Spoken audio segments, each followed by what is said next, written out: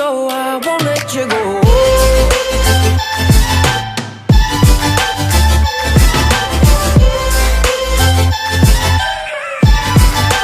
I won't let you go.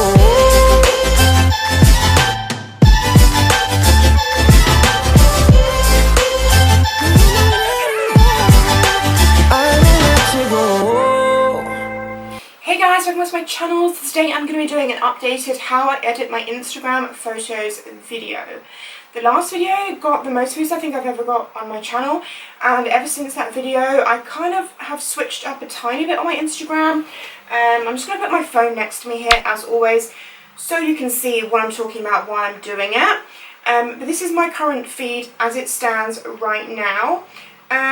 It's not massively different to what I did in the last video. That video was probably maybe 6 or 7 months ago. It's not massively different, but you guys have noticed the few changes I have made, and you keep asking me for this new video. So I thought I need to just stop procrastinating and film the goddamn video, you know? So this is my page as it stands right now. It's still, I don't even know what you'd call this kind of theme. I don't even know if it is a theme, it's just something, just how I like it. The main thing I've done is I've incorporated more like pinky blush tones to my feed. So you can see even just like with quote pictures like this one obviously I've done a peach background. This one's pretty peachy background. Yeah, like, you know, I love this picture. Do you guys like this picture? I did this, I'll just quickly tell you how I did this. So basically I took a photo of roses. I was in a restaurant and there was these really nice roses in the toilet that were this colour that matched my page like perfectly. So I took a photo of those, so that was that. And then all I did for this like cool effect was I went onto Insta story, you know. Let me just take a screenshot of that and then I can show you what I mean. So I went onto Insta story and then I used the one that's like got like a highlighted edge, and I went to the pink tone down the bottom here. Hello, can you press it?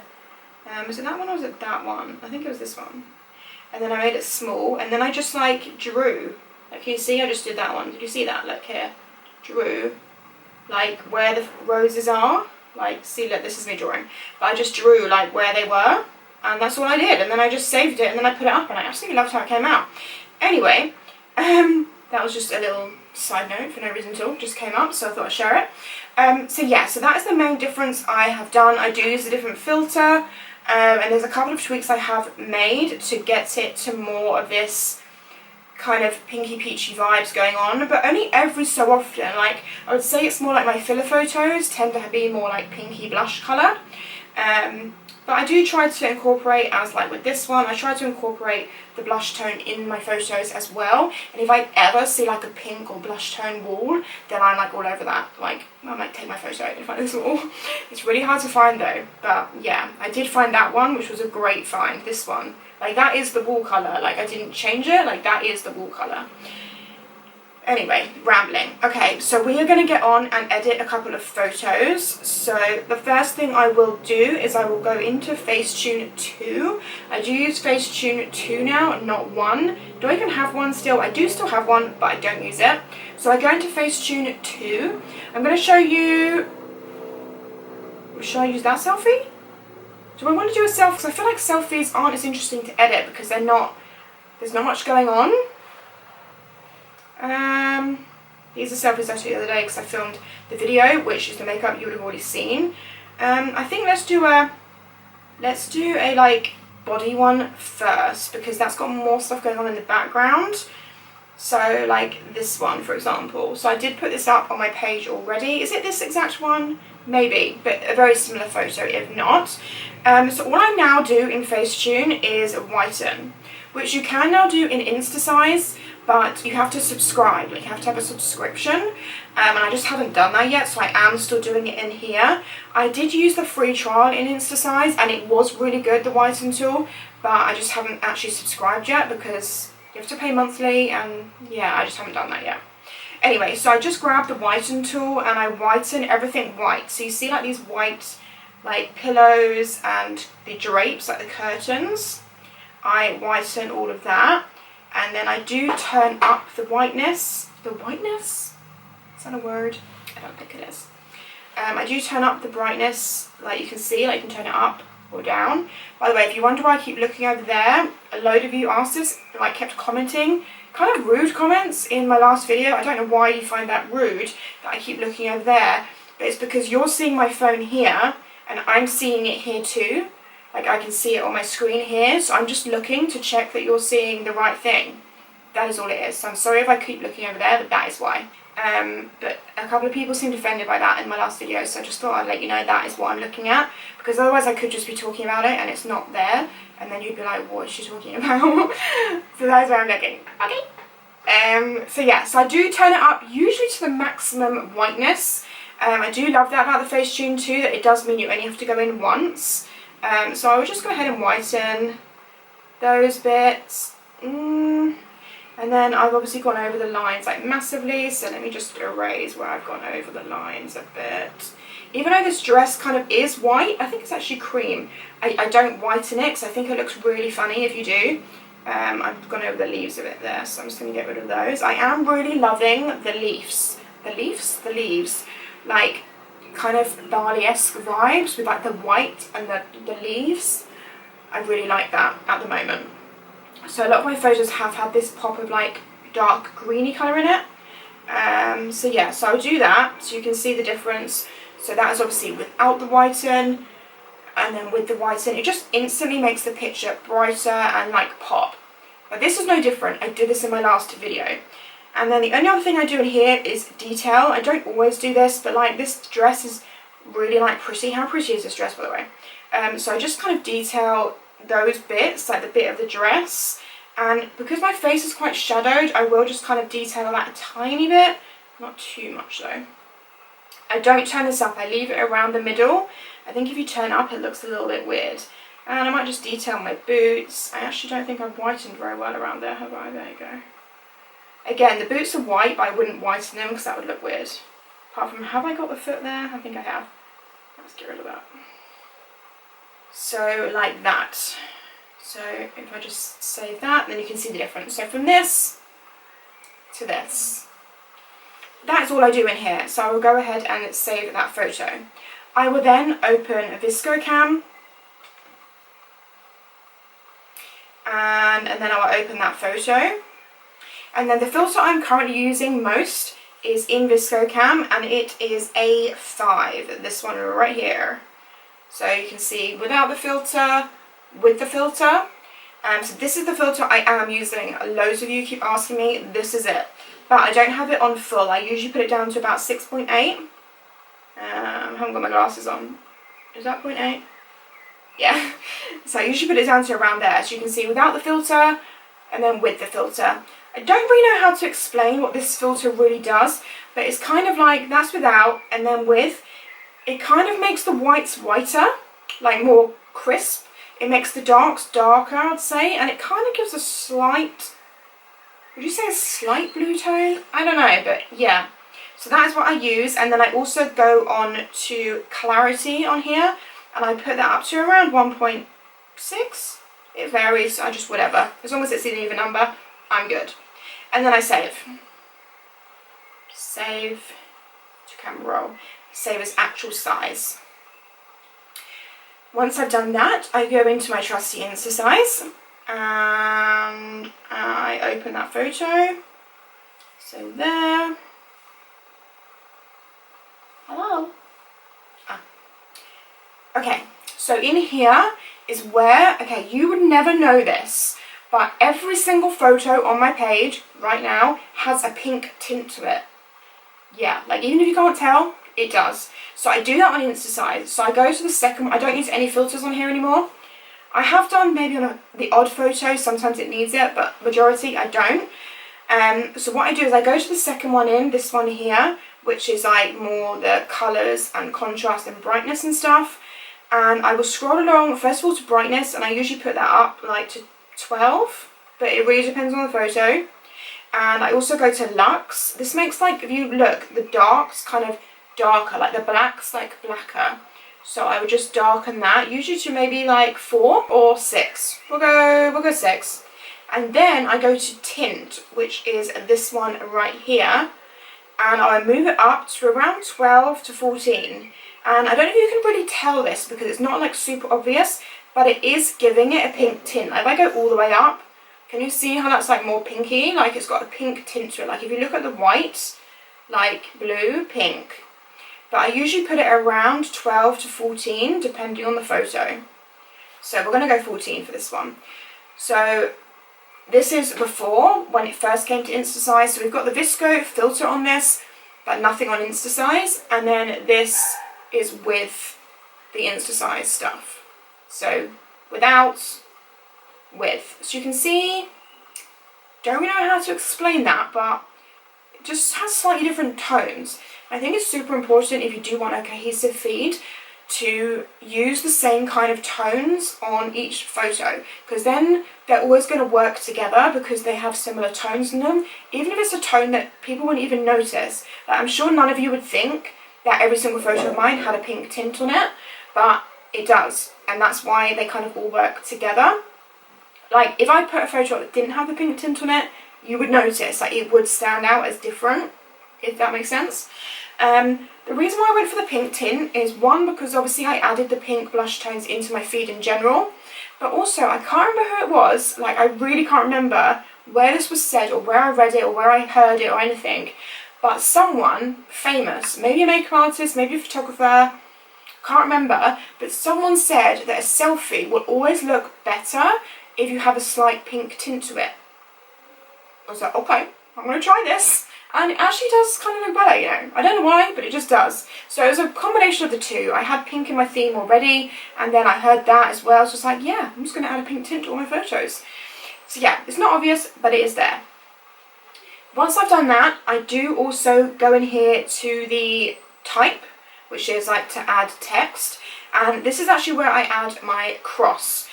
So many of you, oh my goodness, so many of you ask me about this cross. Like, I get so many DMs and comments about, why are you putting crosses on your photos? And it's basically just, you know how like people brand their photos, you know, like they'll put like @Tashie somewhere small in the photo. A lot of people do that. It just means that if your photo gets reposted, then people could still see it's your photo because your name's on it. And it kind of is like that because this is it for me. But it's obviously not as obvious because if you didn't know me, you wouldn't know that the cross was me. But I know that you guys know that if you saw a photo with a cross on it, you'd be like, that's Tashie's photo. Like, you know? So it's basically my branding, the way of me branding my photo. But also, I chose the cross, or a T for Tash, whatever you want to call it, because I do usually twist it a bit. So it's more like a T or a cross, you know, like a T for Tash.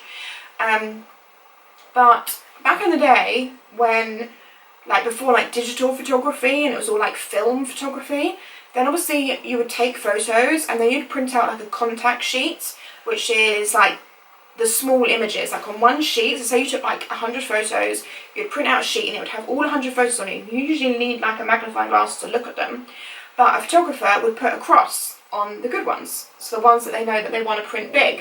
So I thought that was quite cute, that it's like kind of the same thing, you know, like I'm like, yeah, this is the photo, because I take a lot of photos. Like for this photo, I think there was probably about 20 of these that looked basically identical, but not quite. So the cross is like, yeah, that's the shot right there. So yeah, I like that. That's my theory behind it. Anyway, so I put the cross on, I make it a bit smaller because sometimes it's a bit big. I'm not gonna lie, this is a bit of a ball ache.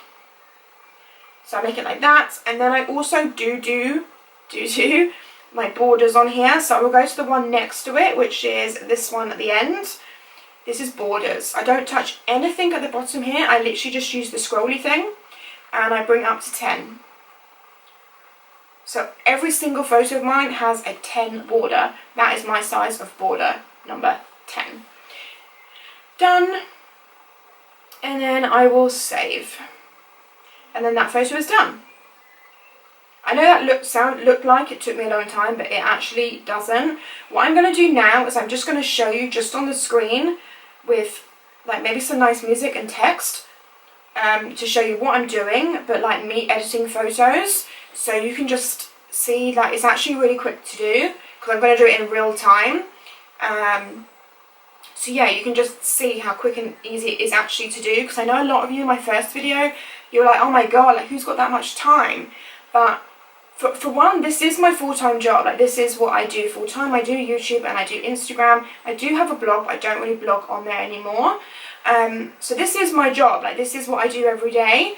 But even so, like, even regardless of that, doing this process honestly only takes me like a couple of minutes maximum. Like, it does not take me long at all. It is super, super quick. I think just when I'm trying to explain it, it just seems longer, but it's really, really not.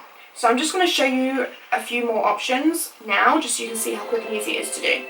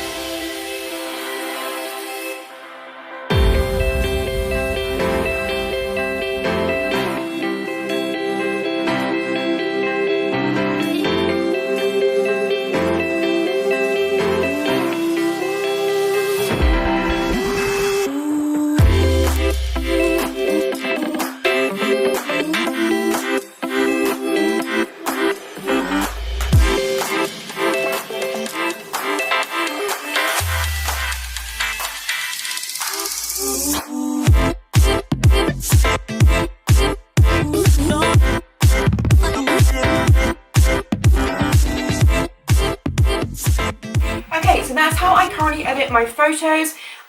I mean this is obviously like if I'm on the go or if I'm on holiday or I need to just edit one quickly. But I do sometimes use Photoshop as well. I do prefer to use Photoshop because you know that the quality is not going to be affected by using because for this obviously I use 3 apps, that's a lot to put a photo through and then put it on Instagram, which already compresses the files, so it can make the quality not as good. I do take probably 95% of my photos, I do take on my iPhone. I have the iPhone 7. I take everything, not everything, but almost everything on this phone. Purely because I found if I take them on my camera, which I use a Sony a5100, I do have a good lens on it, but even if I take them on that camera, they look great, but as soon as I put them on Instagram, obviously the quality goes, which is just sucks. It's so annoying. So I really don't see a huge difference between my phone and my camera. Me and Pete did actually rent a Canon 5D, which is meant to be like one of the best cameras ever, with a really good lens, and I even took photos with that, and they were like bomb. They were so good, they were so clear, but as soon as I put them on Instagram, they looked better, but not like crazy better. Like, they still were poor. But I think it's because, well, I know it's because I put them through 3 apps and then Instagram, so the quality is never going to be great. Anyway, that was a long story. I didn't mean it to be that long. But what I'm saying is, if I'm at home and I will edit the photo on Photoshop instead. I do still then have to put it back on my phone to put the filter on it, because obviously Photoshop doesn't have this particular filter. But everything else, like if I want to whiten the background and brighten it, contrast it, darken it, I would do on Photoshop.